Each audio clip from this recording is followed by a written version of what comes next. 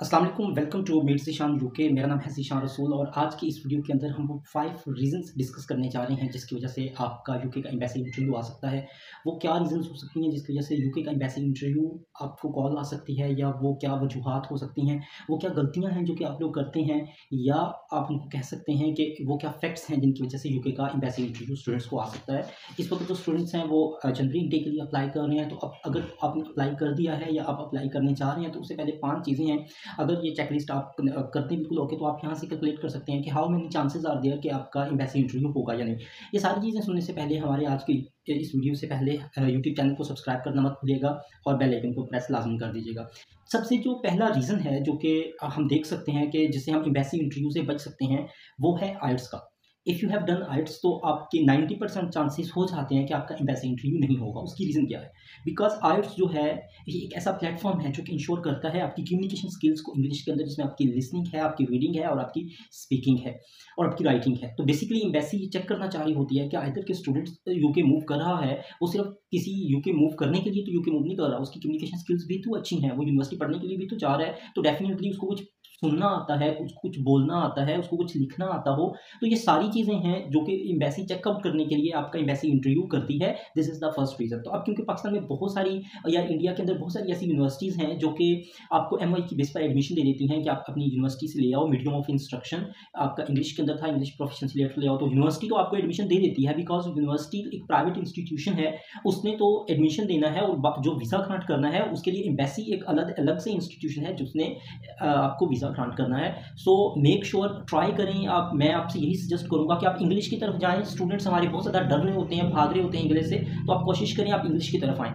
English के अलावा जो दूसरी चीज़ आजकल बड़ी फेमस हो रही है वो पीटीई है। अगर आप वो भी कर लेते हैं that's also enough for you. और आइल्स और पीटी करने का फ़ायदा आपको भी होता है कि उससे आपकी लिसनिंग और स्पीकिंग स्किल्स बड़ी अच्छी हो जाती हैं और आपके पास जो यूनिवर्सिटीज़ में एडमिशन्स के हवाले से जो ऑप्शंस हैं वो बहुत ज़्यादा बढ़ जाते हैं। तो aisles is one of the very first reason. अगर आपने नहीं किया होगा तो देयर आर 50% चांसेस कि आपका एम्बेसी इंटरव्यू हो सकता है। क्योंकि इसमें दूसरी जो चीज़ मैटर कर रही है वो भी आइल्स के साथ इंटरलिंक्ड है, और वो दूसरी चीज़ है कि आपकी कोर्स की सिलेक्शन।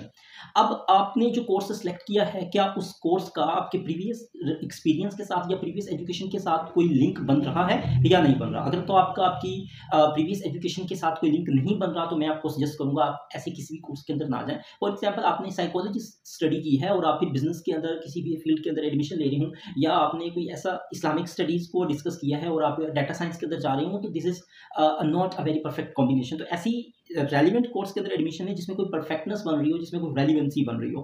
क्योंकि यूनिवर्सिटी ये देख रही होती है कि ये अगर आजकल के दौर में देखें तो जैसे डाटा एनालिसिस का बड़ा ट्रेंड है, तो बहुत ज़्यादा स्टूडेंट्स डाटा एनालिसिस की तरफ जा रहे हैं, और कुछ ऐसे स्टूडेंट्स हैं जो कि उससे हटकर किसी छोटे-मोटे किसी एडमिशन में जाएँगे तो वो भी स्पेसियस हो सकता है। और अगर बहुत ज़्यादा लोग डाटा एनालिसिस की तरफ जा रहे हैं तो एम्बेसी इस चीज़ को भी देखेगी कि एक एक स्पेसिफिक कोर्स के पीछे बहुत ज़्यादा लोग भाग रहे हैं, तो क्या ये कोर्स बहुत ज़्यादा आसान है या ये लोग इस कोर्स को बहुत ज़्यादा ईज़ी समझ रहे हैं? That's why the peoples are going towards this. तो इस चीज़ को आप ज़रा सोच समझ के डिसीजन लें कि आप जिस कोर्स की तरफ जा रहे हो उसकी रेलिवेंसी बन रही हो, और ये चीज़ बहुत ज़्यादा मैटर करती है। नंबर 3 पर जो है वो आपके एम्बेसी इंटरव्यू के चांसेस हो सकते हैं डिपेंडिंग अपॉन योर यूनिवर्सिटी। किसी लो लेवल यूनिवर्सिटी में एडमिशन ना लें। Low level mean to say कि कोई ऐसी यूनिवर्सिटी हो जो कि धड़ाधड़ स्टूडेंट्स को एडमिशन दे रही हो। बहुत सारी ऐसी यूनिवर्सिटीज़ हैं भी जो कि स्टूडेंट से फी तो ले रही हैं, उनके पास कैश इश्यू करने के लिए भी टाइमलाइन नहीं है। I don't want to discuss these universities, क्योंकि फिर बहुत ज़्यादा एजेंट्स और कंसल्टेंट्स ये कहेंगे कि हमारे कारोबार को ख़राब कर रहे हैं लोग आके बैठ के। तो वो आप ध्यान से इस चीज़ को सिलेक्ट कीजिएगा कि यूनिवर्सिटी लो लेवल नहीं होनी चाहिए। Low level mean to say कि वहाँ पर कोई इंटरनेशनल फैसिलिटीज़ बहुत ज़्यादा अच्छी नहीं होंगी। बहुत ज़्यादा इंटरनेशनल कम्युनिटी मतलब पाकिस्तान, इंडिया, देश, बांग्लादेश से धड़ाधड़ लोग वहाँ पर एडमिशन ले रहे होंगे। उनकी फ़ी भी कम होगी या फ़ी बहुत ज़्यादा होगी और उनका इनिशियल डिपॉज़िट बहुत कम होगा। तो क्योंकि इसके अंदर काफ़ी सारे फैक्टर्स हैं जो कि अफ़ेक्ट कर रहे होते हैं। अगर फ़ी कम है, इनिशियल डिपॉज़िट कम है, फ़ी ज़्यादा है, तो बच्चा फॉर एग्ज़ाम्पल 4000 देगा और वहाँ पे फिर भाग जाएगा और फिर वो विथड्रॉ हो जाएगा, और यूनिवर्सिटी का रैंक इससे बड़ा इफ़ेक्ट होगा कि शायद बच्चा 4000 पाउंड देके भाग इसलिए गया क्योंकि अब वो बाकी पैसे वहाँ से कमाएगा और वो यूनिवर्सिटी की तरफ पढ़ने की तरफ नहीं आ रहा। और भी इसमें फैसिलिटीज़ अगर अच्छी नहीं है तो फिर भी लोग क्यों जा रहे हैं इस यूनिवर्सिटी के अंदर, तो ये चीज़ भी बड़ी मैटर करती है।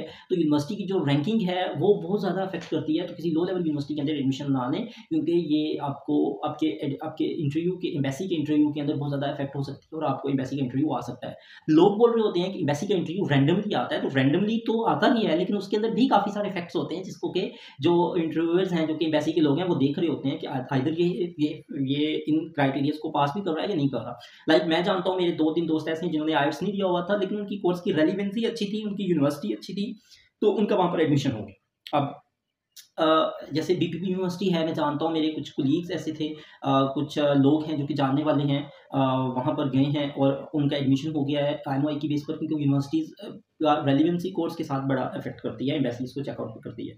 नंबर 4 पर जो चीज़ बड़ा मैटर करती है और सबसे ज़्यादा इंपॉर्टेंट चीज़ है आपके यूके के स्टडी वीज़ा प्रोसेस के अंदर, और बैंक स्टेटमेंट है। अब यूके ने कुछ अर्सा पहले कुछ बैंक्स को बैन भी किया था। वो बैन इस सेंस में नहीं किया था कि बिल्कुल बैन हो गए थे और इनको मतलब वो मान नहीं रहे थे। वो कह रहे थे कि ये 5 से 6 बैंक्स ऐसे हैं जिनकी सस्पिशियस हुए हैं, और मतलब उसमें बैंक्स का तो कोई कसूर नहीं था, लेकिन स्टूडेंट्स उनके फ्रॉडलेंट वे से उन स्टेटमेंट्स को यूज़ कर रहे थे। तो bank statement does matters a lot.